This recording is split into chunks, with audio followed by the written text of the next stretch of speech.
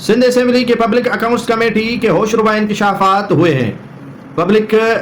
Accounts committee Sindh assembly کا اجلاس نثار کوڑو جو chairman Sindh assembly public accounts کے ہیں،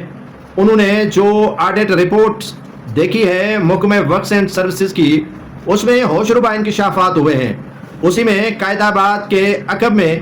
فلیٹس بنے ہوئے ہیں اور وہ سرکاری ملازمین کے لیے، لیکن انہیں الاٹ ہی نہیں کیے گئے۔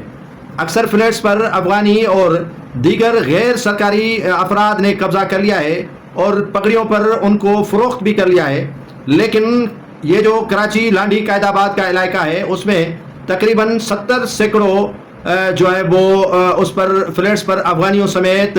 اور دیگر افراد نے قبضہ کر رکھا ہے۔ محکمہ ورکس اینڈ سروسز نے ان فلیٹس کی بحالی اور مرمت کے لیے تقریباً کروڑوں روپے جو ہے وہ اخراجات دکھا دیے ہیں۔ سندھ پبلک اکاؤنٹس کمیٹی کے رپورٹ نے جب جو ہے وہ طلب کی اور چیئرمین نثار کھوڑو نے یہ آڈٹ رپورٹ دیکھی تو اس میں بتایا گیا تھا کہ محکمہ ورکس اینڈ سروسز کے متعلقہ افسران نے سال 2018 اور 2021 تک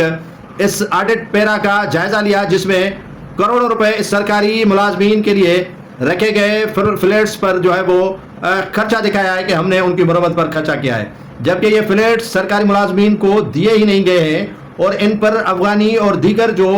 غیر متعلقہ افراد ہیں انہوں نے قبضہ کر لیا ہے اور آج تک ان فلیٹوں کی خرید و فروخت پگڑیوں پر جاری ہے، لیکن محکمہ ورکس اینڈ سروسز ہر سال ان کی مینٹیننس اور مرمت کے لیے کروڑوں روپے خرچ دکھاتی آئی ہے۔ اب دیکھنا یہ ہے کہ پبلک اکاؤنٹس کمیٹی ان کے خلاف کیا کارروائی کر رہی ہے یا کرنے کے لیے متعلقہ حکام کو خطوط لکھے گی یا انہی فائلوں کو یہیں پر دبا کر بند کیا جائے گا۔